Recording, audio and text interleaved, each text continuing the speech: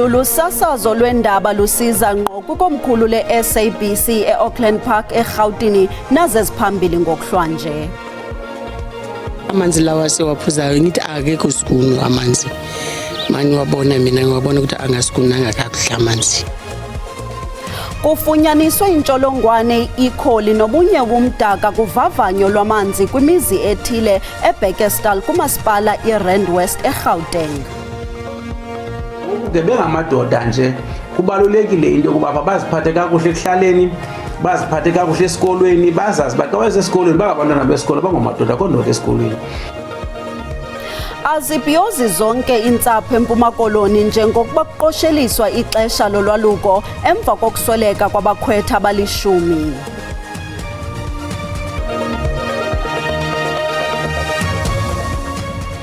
Mandisibulisele kuni Mzontsundu singonondaba belijelo sesilungele ukuniphakela kuvimba wethu wanamhlanje.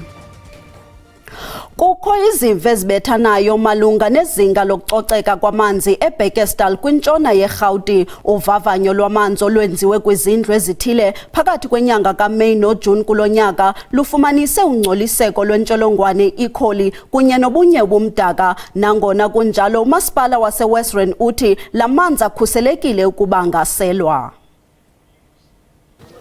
Abanye babahlali bathi baqwalasela ukuba amanzi abawaselayo awasafani ingakumbi emva kothotho lwakutshanje lokuncitshiswa kwamanzi kulo mmandla. Abanye kubo bathi ababoni mohluko ungako kodwa bulumkisa ngokuwagcina ubusuku bonke ze wasebenzise ngosuku olulandelayo. Amanzi lawa siwaphuzayo ngithi akekho sikunu amanzi. Mani wabona mina ngiwabona ukuthi angasikunanga kakuhle amanzi. When you leave it overnight, it's not 100% good.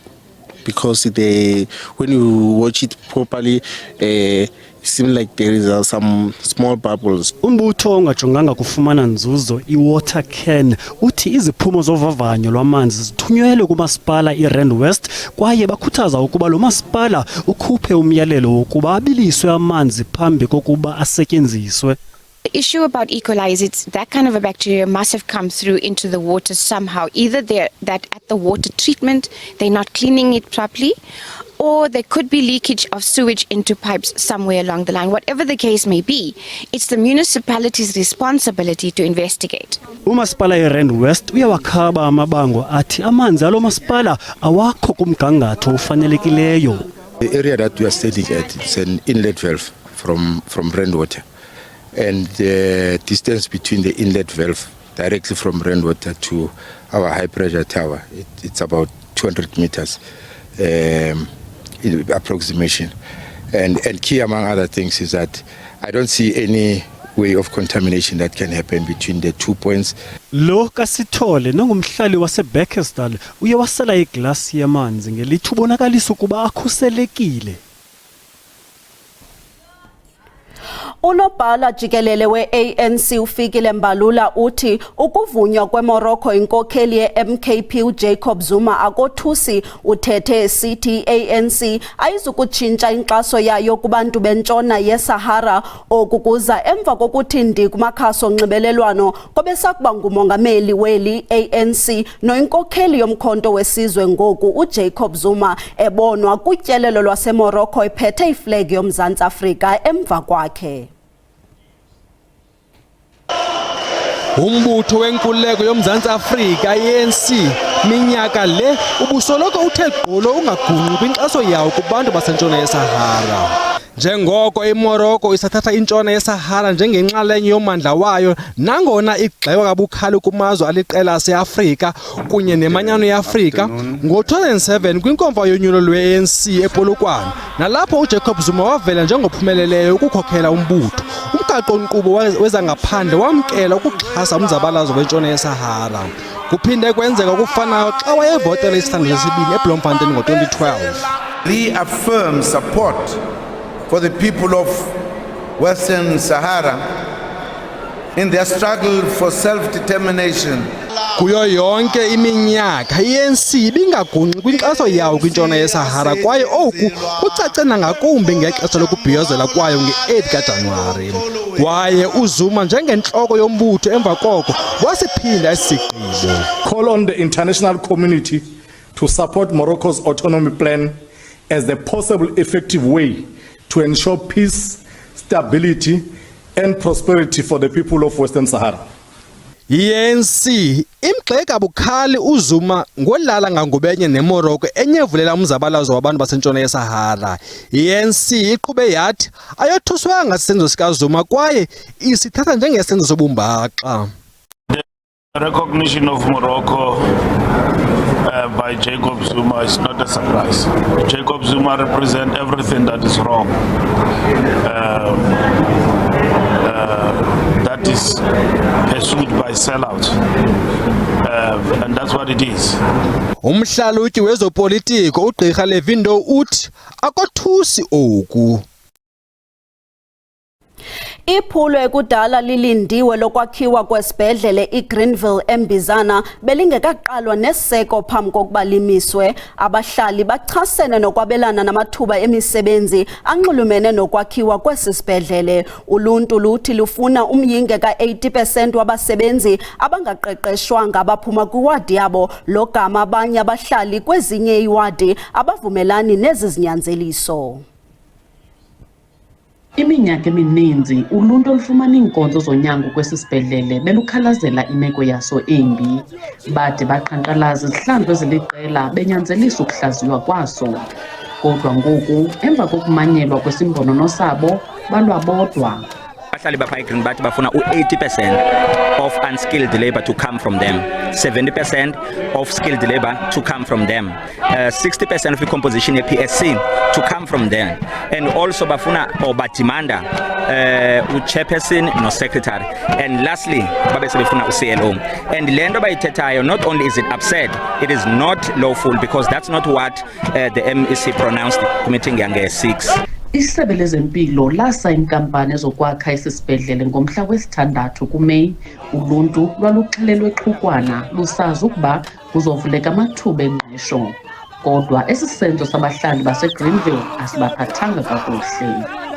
Ndibone ngekwazi ukuqhubeka ngendlela ebona ngayo ngoba uMEC mhla efikile phaya eGreenville izinto wasithetha nathi phofu kwicommunity yonke iphelele azenziki. Ingakho sifuna uMC thina lapha sifuna uMC nqaba izinto ezithethela azenziki. Abahlali baphana bayibeke yacaca ukuba bafuna uba mayibe ngawo bodwa abaparticipatayo kula project kungaqeshwa ezinye members kwezinye iwards.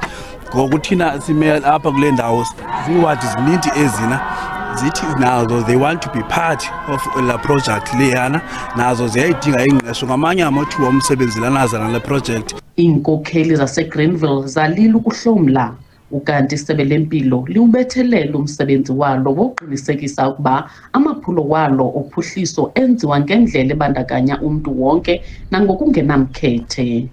Siyaxhalaba ke ngokuva into ba zikhona intshukumo ezikhoyo ezizama ke ukuthi zenze inkqubela phambili yapho yokwakhiwa kwesibhedlele imengxi. Eliphulo lezigidi ngezigidi zerandi kulindeleke ukuba lithathe iminyaka emibini.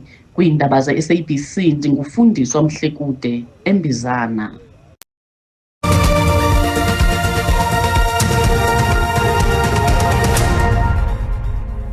Sibulise kwabo basanda ukungena xa sihlabela mgama.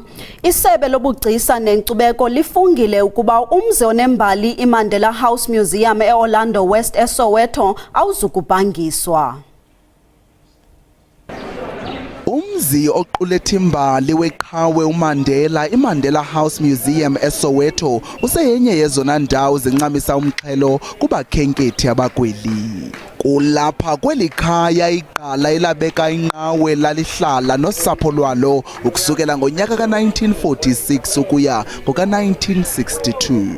What we managed to do in 2020 is that we managed to get the provincial government to intervene. Yes, the state did get on board from that time. However, since that time, there hasn't been any progress. Umbutho wezokhenketho iSoweto Tourism uthi inkqubo yamanyathelo okubhangisa lo mzi iyaxhalabisa. iMandela House Museum iyaqhubeka nokusebenza ngaphandle kwale nkqubo isaxingileyo. Kambe ke ekuqaleni okaMandela wawushiya emagxeni wabezenkcubeko yaseSoweto lo mzi. We're here to support the former state president in making sure that his objectives, his vision and his dream is realized even after his passing. Lo gama ingcali zembali zewucacise lo mzi weMandela House Museum njengembonakaliso yehambo nzima nempumelelo yesizwe kwingcinezelo besaleka ngelithi liqhayiya elimele ukukhuselwa kangangoko.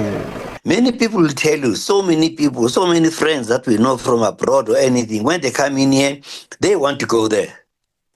And it also helps the people through tourism. Kananjalo isebe lephondo laseGauteng lezobugcisa nenkcubeko lithe makuthi xibilili kwabaneenkxalabo latsho lisithi ingxoxo mayela nabo bebeza kubhangisa zisemaphethelweni. What we can assure you is that we will not allow the property to go under liquidation. That's what we stop. Where we are now, we're in agreement that the only way that we can be able to assist and save the property is through the Cornhill. Ukanti ke urhulumente uqinisekile ukuba uthethathethwano luza kuqosheliswa kungekudala kunjalo nje akukho nayiphi na into yexabiso kulomzi weqala lenkululeko eza kuphathwa isuswe okanye ithengiswe. Nanjengoko lifikelele esiphelweni ixesha lolwaluko eMpuma Koloni ayizizo zonke iintsapho ezibhiyozayo emva kokuba kusweleke abakhwetha abalishumi ze abangaphaya kwama-50 bamkelwa ezibhedlele. Omnye umkhwetha ufumana unyango eNelson Mandela Bay emva kokuba edutyulwe. Bekuyimincili usapho lwakwaBhukula lubhiyozela ukubuya konyana wabo uAzuze esuthwini. Olu lusuku bebelunqwenela kuba unyana wabo ephume ebukhwenkweni wayongena ebudodeni. Ukulandelwa kwemithetho ebekiweyo ngabasemagunyeni kuko kuze nolusuku ukuba aye ephila abuye ephila. Siyifamily eyona nto ibalulekileyo esenze shoba iyenzeka kukuthobela yonke imigaqo nemimiselo emiselweyo ngurhulumente xa ngabe nomntana ehamba esiya ehlathini. Also nathi siyifamily singumzi kaXhosa kukho izinto esiyane sizilandele ukuqinisekisa into kokubana umntana uhamba ephila abuye ephila. Urhulumente wephondo uthi uxhalabile ziziganeko zolwaphulo mthetho ngakweli siko. Sele kubanjwe abantu abaliqela ngenxa yokolusa amakhwenkwe ngokungekho mthethweni. Sikhokelwa indlu yenkokheli zemveli ke namakhoyisani eBisho sawuthi singenelele ke kwigxathi lokugqibela lokuba basibe neentlanganiso neencoko namarhwala nalapho ke sijonge kumbapha sigqibezelele oluhambo lwabo. Nalapho sifuna ukuthi kubo ngoku ke bengamadoda nje kubalulekile into yokuba baziphathe kakuhle ekuhlaleni, baziphathe kakuhle esikolweni, bazazi xa besesikolweni bangabantwana besikolo bangamadoda kondoda esikolweni. Eli xesha lolwaluko lulindeleke luphele kule veki izayo. Abongile Yankees kwiindaba ze-SABC eMonti. Amafama athi avuna iziqhamo zokusebenzisa indlela zokulima nokufuya exhomekeke kwindalo neziqinisekisa ukuba akhusela indalo. Lamafama afundiswe indlela yokulima nokufuya ngumbutho ongenanto yakwenza norhulumente iMahlathini Development Foundation. Kungokunje lo mbutho uqeqeshe amafama ngaphaya kwama-600 kwiphondo laseLimpopo, eMpuma Koloni naKwaZulu Natal. Babila besoma besondla intsapho zabo. Indawo yaseSikororo yenye yendawo ezome kakhulu kweliphondo laseLimpopo.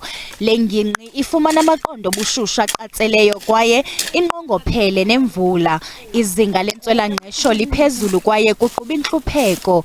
uMagdalene Sikwela wazimanya nenkqubo yombutho iMahlathini Development Foundation ngethemba lokufunda izakhono ezintsha ukuze akwazi ukondla usapho lwakhe. Kungokunje utyala imifuno ze ayithengisela abamelwane bakhe. Ndiyakwazi ngoku ukuthengisa imifuno endiyilimileyo. Mna nosapho lwam asilali singatyanga. Nalapha endlini kuhlala kukho imifuno neziqhamo. uSikwela uthi uthenge neenkukhu ezivelisa amaqanda ze athengisele uluntu lamaqanda. Uthi okweqalisele inkqubo yokulima nokufuya egxile kwindalo, isivuno sakhe siphucuke kakhulu.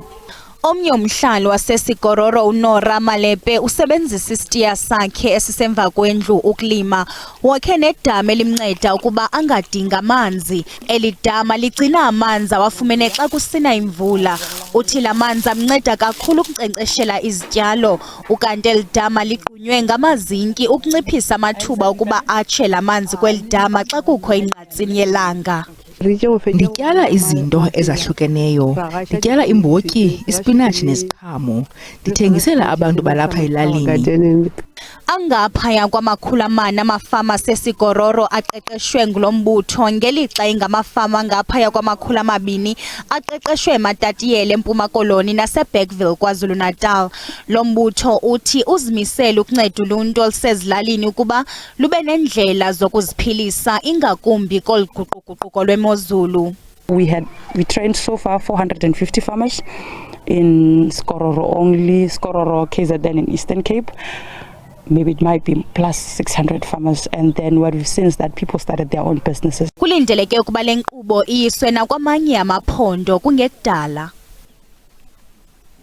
Osomashishini, uluntu, inkonzo zoluleko, amapolisa Oudtshoorn kwiLittle Karoo babambisene ukulungisa indlu edilikayo yexhegwazana leminyaka i-75 ubudala eBongolethu. Le yinxalenye yemibhiyozo yosuku likaMandela kule nyanga. Ihlala ibonakala ingenakwenzeka de ibe yenziwe. La ngamazwe engqwanganqwili utata uNelson Mandela nachaza nxakasana eliphulo. Ngokuzimisela komsamari olungileyo kunye noncedo oluvela kwabanye abathatha inxaxheba, le ndlu ibisebugqwayibeni ijike yalikhaya kwakhona. I come into the house and see that the house is broken off. There's no doors, there's no windows, there's no ceiling, that's nothing. And the Lord put on my heart to do that for Oma. I go into the sponsors and my colleagues at Correctional Services and Corrections and building all the sponsors that were involved at Today Project. I go to them and I spoke to them. I say, that's what I will doing today for Mandela Day. And they give all the material. We assist by use the offenders to build and to plaster the building inside the house. Put on the doors. It's only the labor that we done. We only do the labor around and inside the house. Usemninzi umsebenzi kufuneka wenziwe ngeli lixa umnini mzi engawuvala umlomo. Ndinombulelo ongazenzisiyo kuba indlu yam intle ngoku. Uza kuhlala nentombi yakhe de ilungiswe ngokupheleleyo le ndlu. Abo banothanda ukuncedisa nokunika inkxaso yongezelekileyo kunye neminikelo bayabongozwa ukuba bathumele imbalelwano ku serophilip@gmail.com. Umelusi Gamende nehashi lakhe uMbayimbayi bayikhusele intshinga yabo phantsi kweemeko ebezingekho ntle nebezikhatshwa yimvula ngethuba bekubanjwe umdyarho wamahashi amabini iDundi ngomgqibelo. Ukulandela inguqu ezithile kulo mdyarho, uGamede noMbayimbayi baye bangenelela ibanga lokuqala le-International Open. Ngaphandle kwemozulu ebekhatshwa yimvula, aba bakhweli bamahashe benze ezibonakalayo kuyo yonke imidyarho ebili12 kwibala elisendumeni nalapho bekukho nemisitho yabesikhini kwabaphantsi kweminyaka eli-12 nakumdyarho obuvuleleke kuye wonke ubani. Last year bebebancane in numbers because they were imported from overseas. So this year siyabona ukuthi baningi manje kulelo class, they can make maybe 20 horses, so they can manje badlale kwi-grade yabo bodwa nama-local horses adlale wodwa. Kumdyarho wosuku uMelusi Gumede uyikhusele intshinga yakhe kwibanga lokuqala le-International Open. uSiphamandla Gama uye waphumelela kuluhlu lokuqala lomdyarho womtelempelo. Kuyihafu ngaphezulu kwebullpen isihlengene, so umbono omuhle ukuthi ahlukaniswe. Ngiyakujabulela lokho. Manje kuneyikhala impela nje ezinzima kabi ukuthi kuthathwa imali akufanele ngabe iza kithi thina abamahasha agijima kakhulu besithatha inyuka imain race le ebesivele siyishiya. Lo mdyarho ubonakalisa ukukhula qho ngonyaka kwaye kukho iingcinga neentetho zokuphuhlisa umgangatho wawo. Kodwa zonke ke lezo zinhlelo ngokubambisana no-ATIA ngokubambisana nawo wonke ama-agencies afanele sikholwa ukuthi kuzofika isikhathi lapho sezenzeka khona njengakuyo yonke eminye imijaho e-professional. Njengesiqhelo kwimisitho yamahashe bekumbetshe abayili bempahla bebonakalisa isakhono sabo. Sixolise kuloo ndawo ibingumdyarho wama-20 eDundee ngomgqibelo. Ziphelile besinilungisele zona kule yure. Uzukhongozele zangomso ngolwimi lesisulu. Kamnandi mawethu.